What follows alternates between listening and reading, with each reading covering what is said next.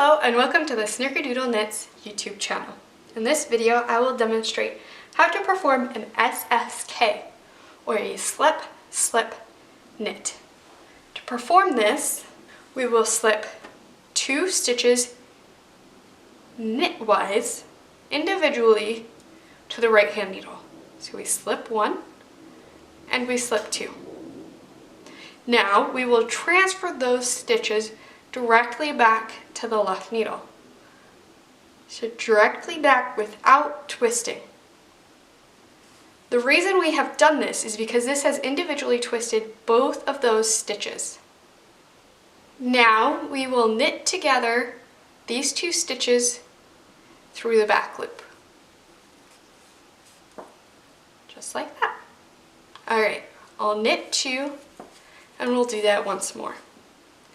Slip 1 knitwise, slip 2 knitwise. Transfer both of those stitches directly back.